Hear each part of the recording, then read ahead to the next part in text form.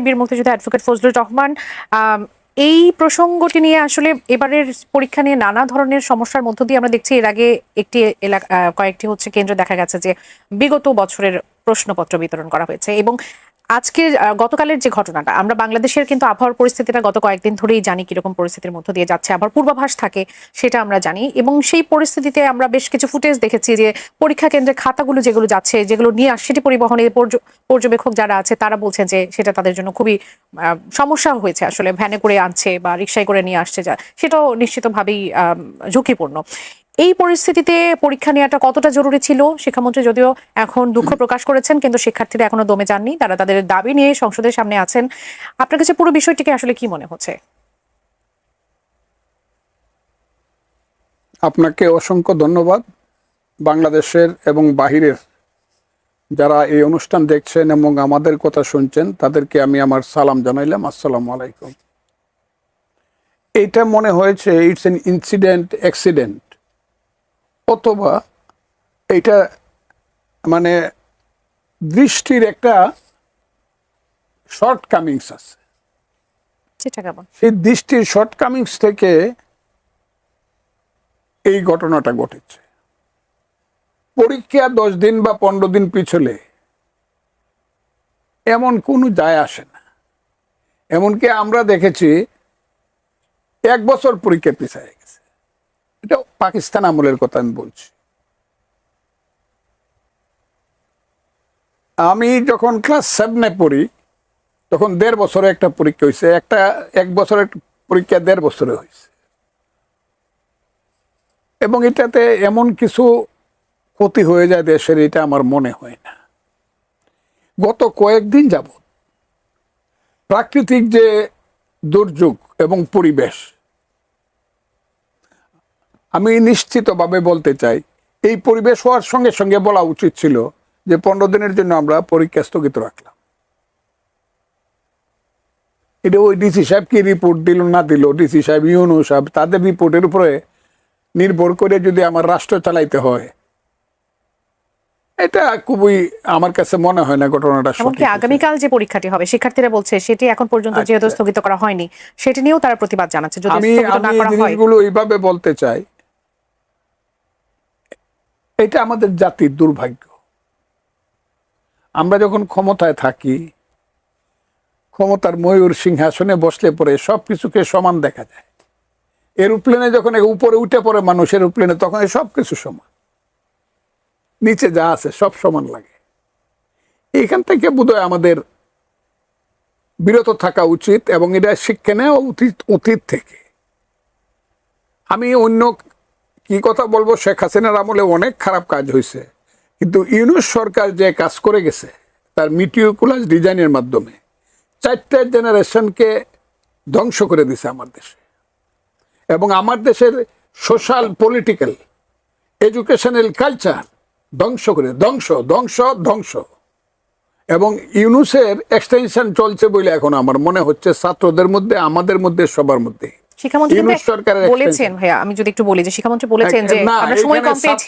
আমি আপনাদেরকে বলি, এই যে একটা ট্রেন্ড হয়ে গেছে এই দেশে সবকিছু আদায় করার জন্য, হ্যাঁ মিছিল মিটিং গণতান্ত্রিক অধিকার, এটা আমি অস্বীকার করছি না। কালকে হয়তো বা ছেলেরা আমারও মারতে চাইবো, কিন্তু আমি তাদের পক্ষেই বলছি, শুধু মিছিল মিটিং করা এটাও কিন্তু কোনো মানে কাজের কাজ না। মিছিল মিটিং করে তো দেখছি, 5ই আগস্ট দেখছি আমরা, এটা কি রেজাল্ট আমাদেরকে দেয়। এত শত শত মানুষের হত্যার মধ্য দিয়ে যে 5ই আগস্ট, ইউনূস সাহেবের যে মিটিকুলাস ডিজাইনের 5ই আগস্ট, তার 24-এর 8ই আগস্টের ক্ষমতা, এটা বাংলাদেশের মানুষকে কত বছর পিছায় দিছে, কত অন্ধকারের দিকে নিয়ে গেছে। অন্ধকারের গুহাতে বাংলাদেশের সমস্ত কিছু করে দেওয়া হয়েছে, শেষ করে দেওয়া হয়েছে, এটা তো আমি দেখতেছি। কাজে আমি সবাইকে বলবো, সবাই ধৈর্যশীল হওয়া দরকার। আর মন্ত্রী সাহেব তো ক্ষমা চাইছে, পার্লামেন্টের মতো জায়গাতে দাঁড়ায় ক্ষমা চাইছে যে আমি দুঃখ প্রকাশ করছি। পিতা যখন সন্তানদের কাছে দুঃখ প্রকাশ করছে, সন্তানদের উচিত কিনা জানি না, তবে ইচ্ছা করলে সন্তানেরা প্রাথমিকভাবে বলতে পারে ইয়েস, এনাফ ইজ এনাফ, আমরা মাফ করে দিলাম। আপনি দাবি দেওয়াটা আসলে শেষ হয়নি। সৌরভ ভাই, আপনার কাছ থেকে একটু আরো যদি কি জানতে নতুন চাই, দাবি আছে দাবি নাকি? হচ্ছে কালকের পরীক্ষাটা এখন পর্যন্ত সব স্থগিত করা পরীক্ষা হয়নি। আমি বলছি সব পরীক্ষা স্থগিত করা উচিত। আমি being a member of parliament এই কথাটা বলছি। সেই দাবি না মানা হলে তারা রাজপথ আসলে ছাড়বে না, সেই আমি এটা ঘোষণাটাও বলছি। ইতিমধ্যে আমি এই দিয়েছেন। ব্যাপারে শিক্ষার্থীদের সাথে একমত যে সব পরীক্ষা কালকে এখন থেকে বন্ধ করে দেওয়া উচিত, যতদিন পর্যন্ত আবহাওয়ার পরিবেশ ঠিক না হবে। অসংখ্য ধন্যবাদ সৌরভ হাসান। আপনার কাছে শুনি, এইটার আসলে যেমনটি ফজলুর রহমান বলছিলেন, তেমনি এনসিপির হাসনাত আব্দুল্লাহ তিনি বলছেন যে যে মন্তব্যটি তিনি করেছেন আসলে শিক্ষামন্ত্রী, যে এখনকার ছেলেমেয়েরা আসলে ফার্মের মুরগি, সেটা নিয়ে বলেছেন যে এই ফার্মের মুরগিরা রাস্তায় নেমেছিল বলেই আজ আপনি শিক্ষামন্ত্রীর এই যে দুর্যোগপূর্ণ আবহাওয়ার মধ্যে পরীক্ষা নেওয়ার বিষয়টাকে তারা স্টানবাজি বলছেন। আপনার কাছে কি মনে হয়, এটাকে স্টানবাজি নাকি অদূরদর্শিতা? মানে কেন এ ধরনের দুর্যোগপূর্ণ আবহাওয়ার মধ্যে পরীক্ষা নিতেই হবে? আপনাকে ধন্যবাদ এবং বীর মুক্তিযোদ্ধা মাননীয় সংসদ সদস্য ফজলুল ভাইকে শুভেচ্ছা। আসলে একটা সমাজ পরিচালিত হয় আইন দ্বারা না, শুধু পারস্পরিক আবেগ, শ্রদ্ধাবোধ, স্নেহ, ভালোবাসা ভিত্তিতে তৈরি হয়, ভিত্তিতে এগিয়ে যায়। আমাদের তরুণ প্রজন্মের প্রতি, এই যারা শিক্ষার্থী, এইচএসসি পরীক্ষার্থী বা তারও চেয়েও তরুণ, তাদের প্রতি যে সংবেদনশীলতা থাকা দরকার পুরনো প্রজন্মের, যে তিনি শিক্ষামন্ত্রী হন, তিনি জাতীয় সংসদ সদস্য হন, অথবা সাধারণ নাগরিক হন, মানে একটা এই যে প্রজন্মের যে একটা দূরত্ব তৈরি হয়েছে, নতুন প্রজন্ম পুরনোদের বুঝতে চায় না, এবং সেটা স্বাভাবিক। তাদের মধ্যে তো একটা নতুন উদ্যম থাকে, উদ্দীপনা থাকে, তাদের বেড়ে ওঠা, গড়ে ওঠা পরিবেশটা আলাদা, আমাদের গড়ে ওঠা, বেড়ে ওঠা পরিবেশটা আলাদা। আমাদের যেটুক সংবেদনশীল হওয়া দরকার, তাদের মমতা দিয়ে তাদেরকে কাছে টানা দরকার, সেটা কোথায় ঘাটতি আছে? এটা শুধু প্রশাসনে না, আপনি দেখবেন যে বিদ্যালয়ে শিক্ষক শিক্ষার্থীর প্রতি কী ধরনের আচরণ করে। অনেক ক্ষেত্রে শিক্ষার্থীও বৈরী আচরণ করে, শিক্ষার্থীও অশ্রদ্ধা প্রকাশ করে। এটা তৈরি হয়েছে কি করে? ফজলু ভাই যে কথা বললেন 60-এর দশকের, এমনকি 70-এর দশকেও এই পরিস্থিতি হয়নি। ধীরে ধীরে আমরা কিন্তু ক্রমশ নিচের দিকে যাচ্ছি। ফজলু ভাই যথার্থই বলেছেন যে অন্তর্বর্তী সরকারের সময় যে এই যে আজকে শিক্ষার্থীরা সবাই একযোগে মাঠে নেমেছে, তার একটা দৃষ্টান্ত হয়ে হলো 2024 সালে এসএসসি না আজকেও কিন্তু এইচএসসি 2024 সালের এইচএসসি পরীক্ষার্থীরা তারা কিছুটা পরীক্ষা দিয়েছিল আগস্টের মধ্যে, 5 আগস্টের আগে, আর কিছু পরীক্ষা দিতে পারেনি। তারা বলেছে যে আমরা বাকি পরীক্ষা দেব না। সরকার, এবং তারা সচিবালয়ে গিয়েছে, অবরুদ্ধ করেছে, কিন্তু সরকার সেটাকে বুদ্ধিমত্তার সাথে, বিচক্ষণতার সাথে তাদের সাথে বসে বা কোনো একটা শান্তিপূর্ণ সমাধান বের করতে পারে। করলেন কি? পরীক্ষা বন্ধ। মানে এই যে পরীক্ষা বন্ধ হলো, এই যে যে বললেন প্রজন্মের যে দায়, প্রজন্ম যে নষ্ট হয়ে যাওয়া, প্রজন্ম যে শিক্ষার থেকে বাইরে রাখা, পরীক্ষায় যখন দিতে না হয় তখন তো পড়াশোনার টার্গেটটা কোত্থেকে আসবে? আজকে যে সমস্যাটা হয়েছে, শিক্ষামন্ত্রী যখন প্রতিমন্ত্রী ছিলেন, শিক্ষা প্রতিমন্ত্রী, তিনি কিন্তু একটা ভালো প্রশংসনীয় কাজ করেছিলেন নকল বন্ধে, এবং বেশ মানে এটি একটি, আমি বলবো যে বাংলাদেশের শিক্ষা ব্যবস্থার একটা বড় অগ্রগতি। কিন্তু এবারে তার ভাষা ভঙ্গি শুরু থেকেই এক ধরনের শিক্ষার্থীদের কিন্তু প্রতিদ্বন্দ্বীর চেয়েও যে শিক্ষার্থীদের এক ধরনের তুচ্ছতাচ্ছিল্য করা, এক ধরনের হয়তো তার বলার ভঙ্গিটাও এরকম, যে নকল চলবে না। এখন নকল কি সব শিক্ষার্থী নকল করে? আবার সব কি নকল বন্ধ করা গেছে? আমি তো এর মধ্যে পরীক্ষায় দেখলাম যে কোথায় সবাই দেখে পরীক্ষা দিয়েছে। তো সুতরাং এক ধরনের তাদেরকে কাছে টানার চেষ্টা হয়নি। আর যে দুর্যোগপূর্ণ আবহাওয়ার কথা বলছেন, সেই দুর্যোগপূর্ণ আবহাওয়া আমিও মনে করি স্থানীয় প্রশাসনের, এটা না সরকারের উচিত, শুধু শিক্ষামন্ত্রীও না, সরকারের বিশেষ বৈঠক করা উচিত ছিল, মন্ত্রিসভার বিশেষ বৈঠক করে কি করণীয় সেটা ঠিক করা। এখন তো আমরা যেহেতু তিনি শিক্ষামন্ত্রী তাকেই অভিযুক্ত করছি, কিন্তু সরকারও দায় এড়াতে পারে না, এই কারণ স্থানীয় প্রশাসন, কেন্দ্রীয় প্রশাসন, মন্ত্রিসভা সব মিলেই তো সরকার। সুতরাং তারা দায়িত্ববোধটা করেনি। একটা বিভাগে, যখন চট্টগ্রাম একটা বড় বিভাগ, অনেকগুলো জেলা, সেই বিভাগে পরীক্ষা বন্ধ, অন্য বিভাগে এখন চট্টগ্রামে যেখানে পরীক্ষাটা বন্ধ, আপনি ধরুন ব্রাহ্মণবাড়িয়া বন্ধ, তাই চট্টগ্রাম বিভাগে ব্রাহ্মণবাড়িয়া থেকে মৌলভীবাজার বা হবিগঞ্জ, তার প্রাকৃতিক দুর্যোগের মাত্রা কি আকাশ পাতাল পার্থক্য হয়েছে? তা না। আমরা সুতরাং এটি আমাদের মানে বুঝতে না পারা, যদি আমি নমনীয় ভাষায় বলি, যেটা বললেন বিশেষ গুরুত্ব দেওয়া দরকার ছিল, যেটি সরকার আসলে দেয়নি। আর যদি হয় যে এক ধরনের যে পরীক্ষা মানে সিদ্ধান্ত নিয়েছে সেটা হবে, এটি যে হওয়া উচিত না, এক ধরনের হটকারিতাও আছে এর মধ্যে, বা আমরা যেটা ভালো বুঝি সেটাই শ্রেষ্ঠ, এই ধরনের মানসিকতাও কাজ করে। শিক্ষামন্ত্রী দুঃখ প্রকাশ করেছেন। কিন্তু এই ঘটনাকে কেন্দ্র করে শিক্ষার্থীরা যে আসলে শিক্ষামন্ত্রীর পদত্যাগ দাবি করছেন, সেটিকে নিয়ে আপনি কি বলবেন? পদত্যাগ দাবি করাটা কি বলবো, এটা গণতান্ত্রিক অধিকার, যে কারো করতে পারেন। এখন এই শিক্ষার্থীদের বুঝেই তাদের শ্রেণীকক্ষে নিয়ে যেতে হবে, পরীক্ষার হলে নিয়ে যেতে হবে। এখন সেটা কিভাবে পারবে, এটি আমি মনে করি এখন আর শিক্ষামন্ত্রীর একার কাছে এই সমাধান নেই, পুরো সরকারকে এই সমাধান করতে হবে। শিক্ষার্থীদের বোঝাতে হবে, তাদের মানসিকতা বুঝে, তাদের চিন্তা ভাবনা বুঝে। এবং দেখুন, তারা সকাল থেকে বিভিন্ন জায়গায় আন্দোলন সংগ্রাম করেছেন, এবং কোথাও কোথাও দেখলাম যে আবার তাদের উপর আক্রমণও হয়েছে। সংসদের সামনে থেকে তাদেরকে একবার সরিয়ে দেওয়া হয়েছে, পুলিশের সরিয়ে দেওয়া হয়েছে বলপূর্বকভাবে। এই মানে কোনোভাবেই আজকে সরকারে 5 মাসও হয়নি, কিন্তু 17 তারিখ তো, 17 তারিখ 5 মাস হবে। তার আগেই এই ধরনের পরিস্থিতি তৈরি হওয়াটা কোনোভাবেই কাঙ্ক্ষিত ছিল না।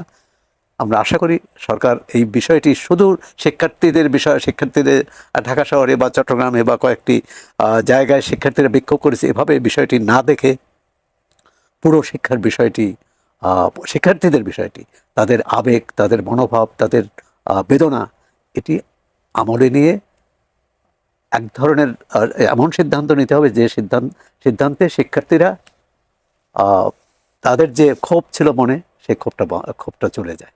জি, ধন্যবাদ। এই মুহূর্তে তুমি কে আমি কে, ফার্মের মুরগি, কে বলেছে শিক্ষামন্ত্রী, সেই স্লোগানগুলো আমরা আসলে শুনতে পাচ্ছি।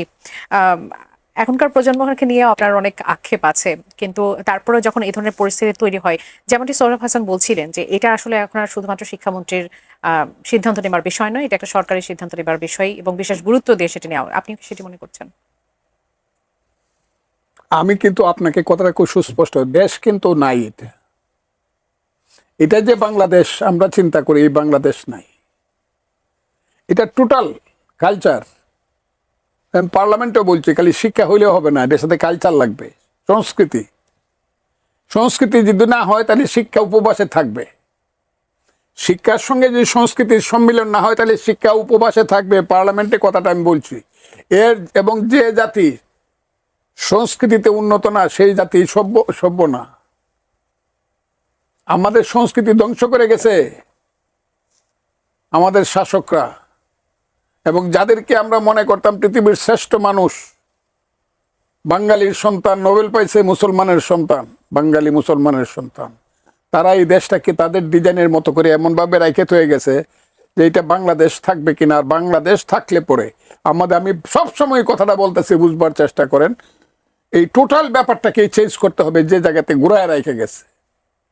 এখন আমার দেখতেছি আপনি যে নামগুলা বলতেছেন যে তারা আবার রাস্তায় নামছে, ওই যে লোকগুলা, ওই যে মিটিকুলাস ডিজাইনের লোকগুলা রাস্তায় নেমে আবার বক্তৃতা করতেছে, আমরা যদি মুরগি কি না হইতাম নাকি না হইতাম তাহলে আপনি শিলং থেকে আসতে পারতেন না, লন্ডন থেকে আসতে পারতেন না, শিক্ষামন্ত্রী হইতে পারতেন না। এটা যেমন ঠিক, আপনিও তো ওই যে বাপ দাদার নাম নাই, সানমরলের বিয়াই, হ্যাঁ, শানকির মধ্যে মাটির শানকিতে খাইতে পারতেন না, আপনি এখন তো আসমানে, চৌথ আসমানে উঠছেন, পার্লামেন্ট মেম্বার হয়েছেন। যারা গুলি খায় মরছে তাদের মা বাবার চোখের পানি তো শেষ হয়েছে না, আপনারাও তো কম পাইছেন না। যারা মিটিকুলাস ডিজাইনের সাথী, তারা গিয়ে আবার বক্তৃতা করছে সেই ডিজাইনটা করতে। কিন্তু একটা কথা আপনাকে বলি, একই গেম, একই ধরনের কৌশল কিন্তু বারবার চলবে না। একই ধরনের স্লোগান কিন্তু বারবার ইম্প্যাক্ট ক্রিয়েট করবে না। ওই যে তুমি কে আমি কে, রাজাকার রাজাকার, কে বলেছে স্বৈরাচার, এইটাকে আবার অকরিয়া এটা কি বলে একদম নকল করিয়া আবার তুমি কে আমি কে, ফার্মের মুরগি হইতে পারে। আমার সন্তানরা কি করবে আমি জানি না, কারণ আমার সন্তানদেরকে তো আমি বড় ভালোবাসি। আমার ছেলেরা যখন বেশি করে এরাই বেশি বুঝে, আমি চুপ করে থাকি। এখনো ওর মা চুপ করে থাকে, হ্যাঁ তোমরা কিছু বুঝো না। আচ্ছা বুঝি না বাবা তোমরা, কারণ we love my children, we love my son, I love my son. আমাকে যে কথা ও বাইচে থাকুক, আমি এখনো মনে করি ছেলে মেয়েরা যা করতেছে তাদের সেন্টিমেন্টটাকে আমি সম্মান জানাই, বলতেছি বাবারা আরেকটু চিন্তা করো সেই পথে যাইবা কিনা, যে পথে তোমরা মরবা আর আমার পায়ের তলে কোটি কোটি টাকা হবে, আমার চড়বার জন্য হেলিকপ্টার হবে, বিমান হবে, আর তোমার মা কানবে, ওই পথে বাবারা যাইবা কিনা চিন্তা করে যাও। পরীক্ষার্থীদের ক্ষোভ, শিক্ষামন্ত্রীর দুঃখ প্রকাশ, এই বিষয়টি নিয়ে আলোচনা করছি। একটু দিনের অন্যান্য খবরগুলো নিয়ে আমরা আলোচনা করব। আমি এই মুহূর্তে বাংলাদেশের সংবিধান সংশোধনের লক্ষ্যে স্বরাষ্ট্রমন্ত্রী সালাউদ্দিন আহমেদকে সভাপতি করে 12 সদস্যের একটি বিশেষ কমিটি গঠন করা হয়েছে জাতীয় সংসদে। সেখান থেকে বিরোধী দলের যারা ছিল তাদের কাছ থেকে 5 জনের নাম চাওয়া হয়েছে, কিন্তু তারা বরাবরই বলে এসেছিল যে সংখ্যাটা আসলে সমান থাকতে হবে, যে জন্য তারা ওয়াকআউট করে, তারা এর প্রতিবাদ জানায়, সংসদে অন্যরকম একটা পরিস্থিতি তৈরি হয়। আমরা একটু সেখান থেকে যদি একটু জানতে চাই, সোহরাব হাসান, একটু ছোট করে আপনার কাছে জেনে তারপর অ্যাডভোকেট ফজলুর রহমানের কাছে একটু যেতে চাই যে এই যে বিরোধী দলের দাবি, তারা চেয়েছিল যে সমান সংখ্যক থাকতে হবে, বিরোধী দলে যা থাকবে সরকারও তা থাকবে, কিন্তু রাখা হয়নি। তাদের কাছ থেকে 5 জনের নাম চাওয়া হয়েছে, তারা সেটি না মেনে নিয়ে, এবং যে সংশোধন কমিটিটা তৈরি হলো, এটি থেকে যে সংশোধনটা আসবে পরবর্তীতে যদি বিরোধী দল সেটি না মানে, সেটি নিয়ে যদি নতুন ইস্যু তৈরি হয়, আপনার কাছে কি মনে হয় এটি আসলে কেমন সিদ্ধান্ত হলো? না, প্রথমত হচ্ছে সংবিধান সংশোধনের জন্য যে কমিটি, বিশেষ কমিটি করা হয়েছে, এই বিশেষ কমিটির করার জন্য যে ঐকমত্য থাকা দরকার, সেই ঐকমত্য সরকারি দল ও বিরোধী দলের মধ্যে নেই। তাদের মধ্যে জুলাই সনদ, রাষ্ট্র সংস্কার বা সংবিধান সংশোধন অথবা জুলাই সনদ বাস্তবায়ন, গণভোট না জাতীয় সংসদ নির্বাচনের রায় কোনটি অগ্রাধিকার পাবে, পুরো বিষয়ে সরকারি দল ও বিরোধী দলের মুখোমুখি অবস্থানে, তাদের মধ্যে কোনো ঐকমত্য নেই। সুতরাং এখানে সদস্য কজন এটা কিন্তু গুরুত্বপূর্ণ না। আর যদি ওখানে দেখেন, যেটি আমাকে একজন বিএনপির সংসদ সদস্যই বলেছিলেন, যে এই 12 জনের মধ্যে বিএনপির 7 জন, তারপরে 17 সদস্যের হলে বিএনপির 7 জন বা 8 জন, আর 17 সদস্যের হলে বিএনপি কিন্তু সংখ্যাগরিষ্ঠ হয় না এককভাবে, কিন্তু তাদের মিত্র দল থেকে অন্যদের নেওয়া হয়েছে, এমনকি ইসলামী আন্দোলন থেকেও ইসলামী আন্দোলন অথবা অন্য একটি দল থেকে। আর সুতরাং এই যে, এবং বিরোধী দল বলছে যে তারা এই সংবিধান সংশোধনের যে উদ্যোগ এটা মানে না, তার মানে তারা চায় যে বর্তমান যে সংবিধান আছে এই সংবিধান সংস্কার করতে হবে, সংবিধানের কাঠামো তারা বদলাতে চায়। কিন্তু সরকারি দলের অবস্থান যে সরকার যাই করুন, সংবিধান এটা জাতীয় সংসদের মাধ্যমে করতে হবে, এবং সেটি একটি, আপনি যদি সংস্কারও চান সেটা সংশোধনের মাধ্যমেই। তো যে বলা হলো যে এই সংশোধনী আর থাকবে না, সেটা কিভাবে হবে? যেমন ত্রয়োদশ সংশোধনী যখন বাতিল করা হয় পঞ্চদশ সংশোধনীর মাধ্যমে, তখন বলা হলো তত্ত্বাবধায়ক ব্যবস্থা থাকবে না। এখন সেটা সংস্কার না এই সংশোধন, এটা তো অহেতুক বিতর্ক মনে করি। প্রথমত হচ্ছে কিছু কিছু বিষয়ে ঐকমত্যে আসতে হবে সরকারি দল বিরোধী দলকে। বিএনপি চায় তারা যেসব বিষয়ে দ্বিমত পোষণ করেছে, নোট অফ ডিসেন্ট দিয়েছে, সেটা বাদ দিয়ে জুলাই সনদ বাস্তবায়ন করতে চায়। কারণ তারা বলছে আমরা যেটা সই করেছি সেটাই করব, এবং ওই জুলাই সনদের মধ্যে এটাও আছে। আর রাজনৈতিক দলগুলো তার কর্মসূচি জনগণের কাছে নিয়ে যাবে, নির্বাচনে যদি তার পক্ষে রায় পায় সেটা পালন করতে পারবে। এখন সমস্যা হয়েছে এখানে জাতীয় ঐকমত্য কমিশনের অথবা অন্তর্বর্তী সরকারের, যেটি আরো ভালো বলতে পারবেন, এরা একটা গোঁজামিল দেওয়ার চেষ্টা করেছে।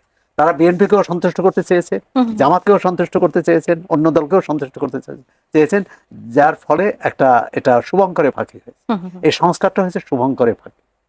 এখন যে প্রশ্নটি বলেছেন, এখন দুটি পথ আছে। এক হচ্ছে বিরোধী দলকে আলোচনার মাধ্যমে তাদের বুঝিয়ে এই কমিটিতে নিয়ে আসা, এই 5 জন সদস্যকে নিয়ে তারপর আলোচনা করা, কমিটির কার্যক্রম এগোনো। আর একটা আছে তারা যদি সদস্য না দেয়, এই 12 জন নিয়ে এই কার্যক্রম চালানো, তাতে কিন্তু বৈরিতাটা আরো বাড়বে। একদম।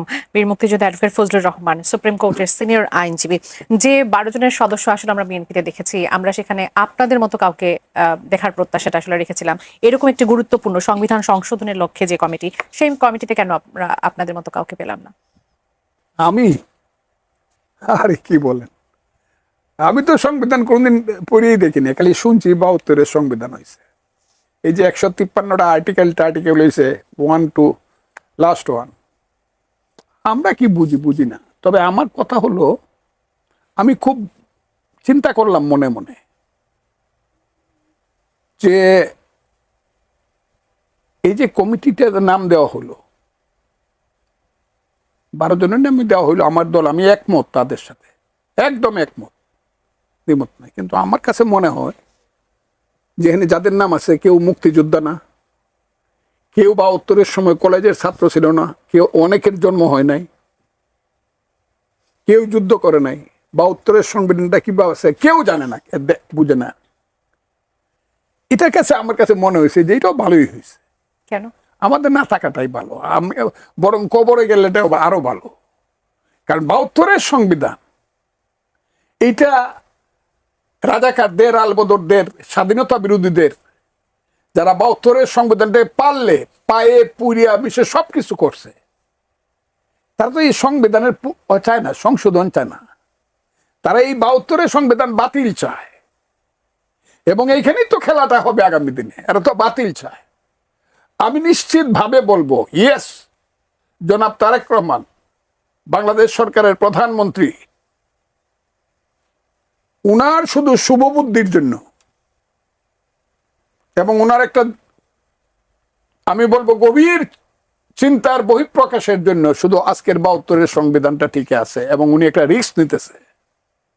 যদিও সমস্ত ব্যাপারেই রাজাকার আলবদর এর চিন্তা চেতনার সঙ্গে কিছুটা কম্প্রোমাইজ এবং অ্যাডজাস্টমেন্ট বিএনপি সরকার করতেছে, শুধু করতেছে না, তাদেরকে অনেক বেশি দিচ্ছে।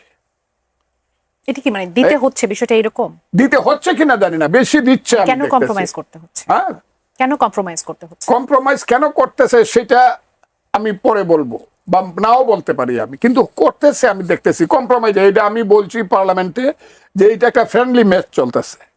এনে ম্যারাডোনা এবং ম্যারাডোনার মেসি এবং রোনালদো যদি এসে ফ্রেন্ডলি ম্যাচ খেলে, একদিন মানুষ দেখবার জন্য যাইবো, দ্বিতীয় দিন যাইবো না ফ্রেন্ডলি ম্যাচ হইলে।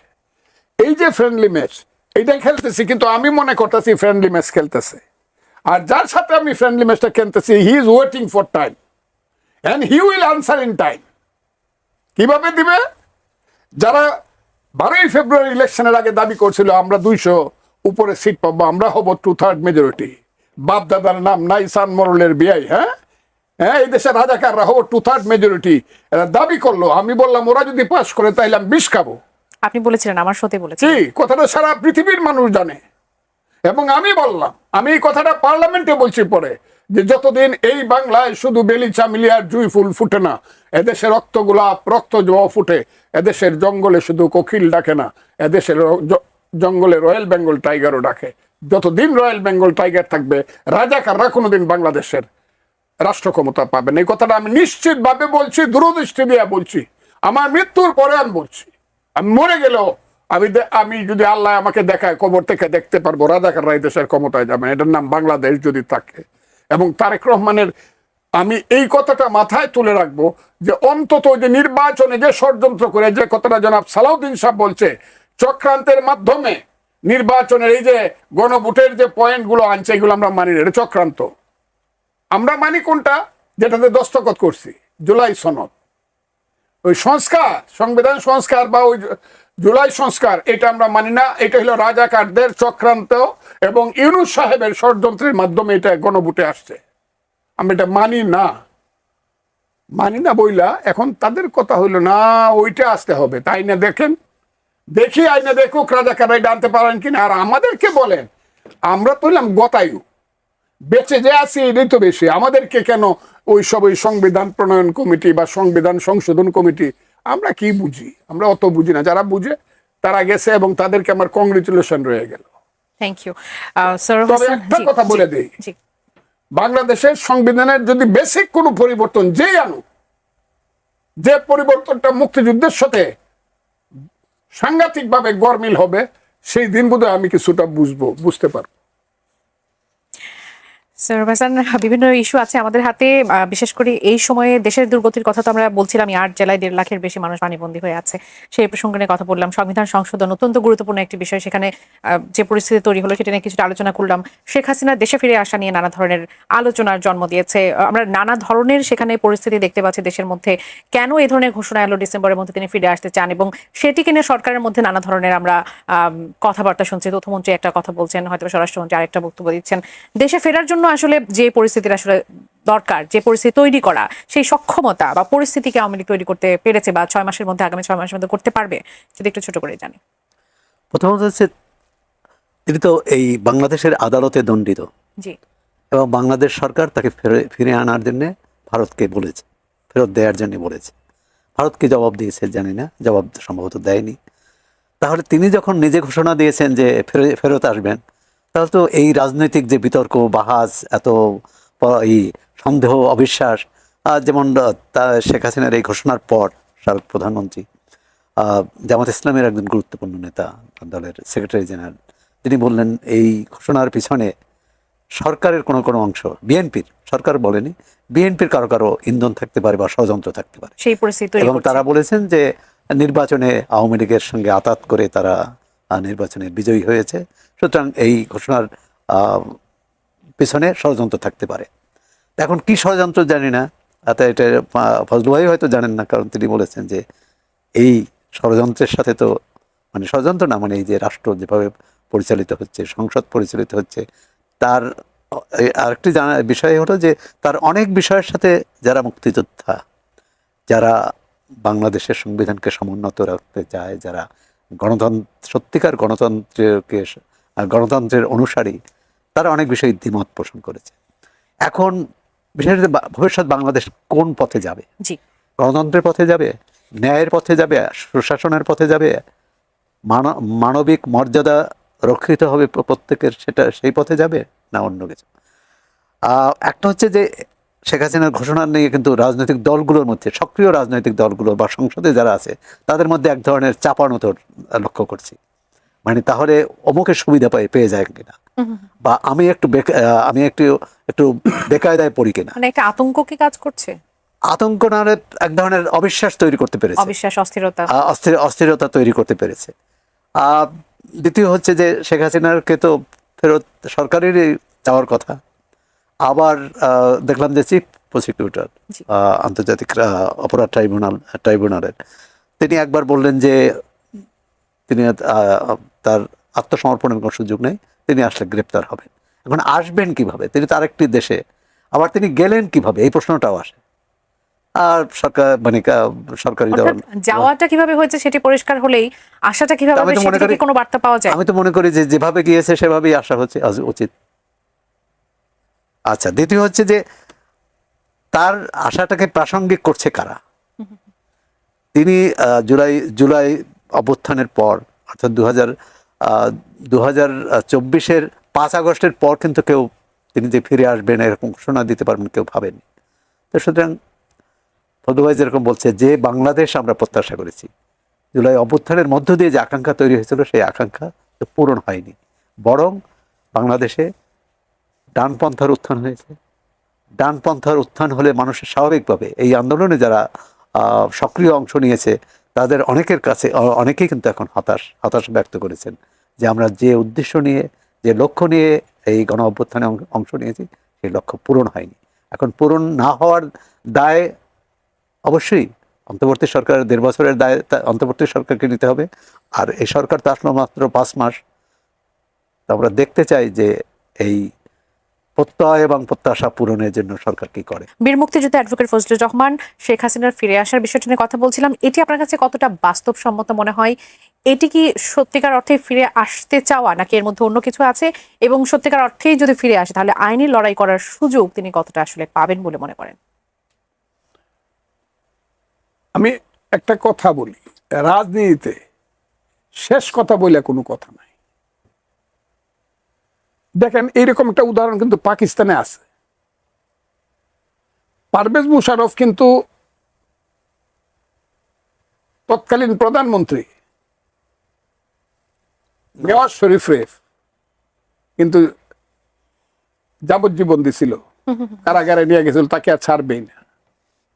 তখন সৌদি আরব একটা কন্ডিশনে তাকে, কিন্তু সৌদি আরব যে সে আর জীবনে পলিটিক্স করবে না, তাকে আমার কাছে দিয়ে দাও, কারণ he was very good friend of Saudi Arabia. সেই সৌদি আরবে সে অনেক বছর থাকলেন নেওয়াজ শরীফ, কিন্তু আসলেন কিন্তু প্রধানমন্ত্রী হয়ে। এখন তার মেয়ে কিন্তু মরিয়ম নেওয়াজ কিন্তু পাঞ্জাবের মুখ্যমন্ত্রী, তার ছোট ভাই কিন্তু পাকিস্তানের প্রধানমন্ত্রী। কিন্তু সবাই মনে করছিল যে নেওয়াজ শরীফের দল শেষ হয়ে গেছে। আমি একটা উদাহরণ দিলাম। এইটা মনে করেন না যে আওয়ামী লীগ এসে ক্ষমতায়, এইটার জন্য আমি বলছি না। আমি বলছি কিছুই অসম্ভব না রাজনীতিতে। কারণ আমরা হলাম এমন কোনো শক্তি না যে শক্তি আমরা নিজেরা নিজেদের শক্তি প্রয়োগ করি, আমাদের উপরে অন্যরা শক্তি প্রয়োগ করে। 4টে দেশ আছে যারা আমাদেরকে নিয়ে খেলে, আমরা সেই খেলার একটা অবলম্বন তাদের কাছে। 1 নম্বর আমাদেরকে নিয়ে খেলতে পারে ইন্ডিয়া, 2 নম্বর আমেরিকা, 3 নম্বর রাশিয়া, 4 নম্বর চীন, বা 3 নম্বর চীনে এসে গেছে, 4 নম্বর রাশিয়া। আমি এটার সাথে একটু যুক্ত করবো যে নতুন একটি নাম খুব শোনা যাচ্ছে, সেটা হচ্ছে তুরস্কের কথা বারবার শোনা যাচ্ছে। সেটি কেন? এটা হলো অভাবে, এটা হলো সাম্প্রদায়িক শক্তির সাথে তাদের আলাদা মিল। পাকিস্তান, তুরস্ক, Iran, et cetera et cetera, Saudi Arabia, এটা হলো অন্য কারণে। কিন্তু বিশ্ব শক্তি হিসাবে বাংলাদেশের ব্যাপারে সবচেয়ে যাদের আগ্রহ তাদের হলো এটা। আর তুরস্করা সমর্থন করে ওই যে রাজাকার শক্তিকে, যাতে এই দেশে ক্ষমতায় বসায় চিরদিন এই দেশে করা যায়, মুক্তিযুদ্ধকে ধ্বংস করে দেওয়ার জন্য। আমি যে কারণে কথাটা বলছি, এই শক্তগুলার সমন্বয়ের উপরে একটা নির্ভর করতে পারে শেখ হাসিনা আসবে কি আসবে না, 1। 2 নম্বর নির্ভর করতে পারে শেখ হাসিনা ভার্সেস এইখানকার রাজনৈতিক শক্তিগুলো। এই যে আজকে আন্দোলন শুরু হয়েছে, সেই আন্দোলনের মধ্যে যদি বিএনপি বিপদে পড়ে, যদি মনে করে আমাদের ক্ষমতা যাবে, চলে যাবে, বা আমরা বিপদে পড়ে গেছি, সেই বিপদে পড়লে তো মানুষ যে কোনো সাহায্য নিতে পারে, যে কোনো সহযোগিতা নিতে পারে। 2, 3, এই যে আন্দোলনটা হইতেছে, যেটা শুরু হয়েছিল বৈষম্য বিরোধী ছাত্র আন্দোলন দিয়া, কোটা চাই না মেধা চাই, সেটা কিন্তু শেখ হাসিনাকে একদম পগার পার করে দিছে। এখন যেটা শুরু হয়েছে ফার্মের মুরগির আন্দোলন, এই আন্দোলন যদি এক জায়গাতে কি এমন একটা অবস্থা ধরে, চাই না চলে যাও চলে যাও, মিলন তুমি চলে যাও, কিন্তু আমি দেখলাম প্রধানমন্ত্রীর বিরুদ্ধে বেশি স্লোগান হইতেছে। আর দেখেন আপনারা ভিতরে ইউনিভার্সিটির স্লোগানগুলা শোনেন, ইউনিভার্সিটির ছেলেরা তো আর পরীক্ষা দিতে গেছে না, কিন্তু তাদের আন্দোলনটা দেখেন ঢাকা বিশ্ববিদ্যালয়ের, ঢাকা, এটা যদি হয় এবং তারা যদি মনে হয় তাদের পেছনে কালো শক্তি আছে, এই কালো শক্তির নাম জামাত।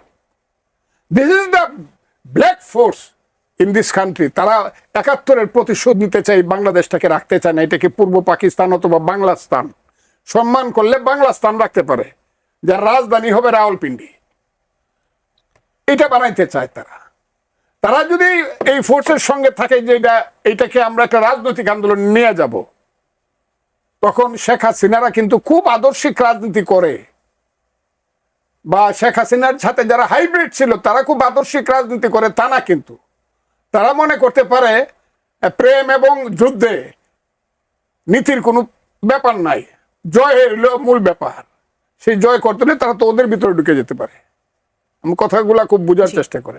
তখন ওই যারা স্লোগান দেয় এই বাংলাদেশ সৎ মানুষের রাজনীতি, ও মুক্ত মুখ সৎ, তারাই গিয়ে বরং কইতে পারে না আসেন আসেন আপনারা আমাদের পিছনে দাঁড়ান, ওদেরকে তারাই।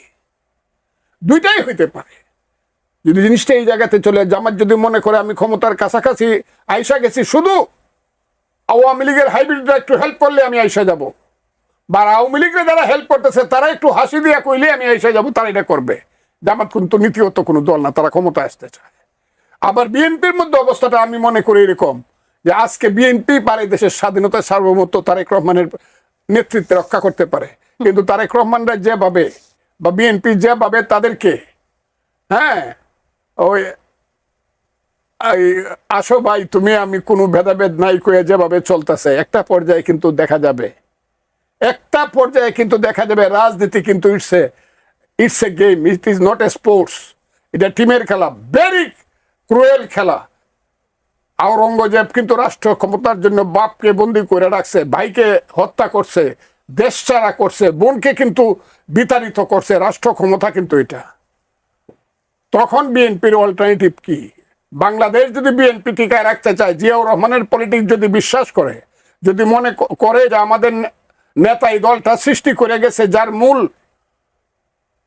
ছিল এই মুক্তিযোদ্ধা বীরুত্তম, যিনি স্বাধীনতার কালুরঘাট বেতার কেন্দ্র থেকে বলছিলেন, I major Zia do hereby declare the independence of Bangladesh on behalf of our great beloved leader Bangabandhu Sheikh Mujibur Rahman, প্রথমে নিজের নামে পরে বঙ্গবন্ধুর নামে, কিন্তু উনি কিন্তু মুক্তিযোদ্ধাদের মধ্যে শ্রেষ্ঠ নাম করছে। যদিও জেনারেল উসমানী ছিলেন প্রধান সেনাপতি, তার চেয়েও কিন্তু বেশি প্রিয় হয়ে গেছিলেন জিয়াউর রহমান এই ঘোষণার মাধ্যমে। বিএনপি যদি মনে করে জিয়াউর রহমানকে বাঁচায় রাখবে, তার মহান স্ত্রীকে বাঁচায় রাখবে, আপুস নেত্রী খালেদা জিয়াকে, কিন্তু তাদেরকে যেতে হবে এই পথে যে না, আর যাই হোক কাম হোয়াট মে, মুক্তিযুদ্ধ ছাড়বো না। যে কাজটা এইবার ইলেকশনে যখন বলছে যে আমরা 2/3 মেজরিটি পাবো জামাত, বাধ্য হইয়া ফজলুর রহমানদের মতো লোকেরা বক্তৃতা করছে।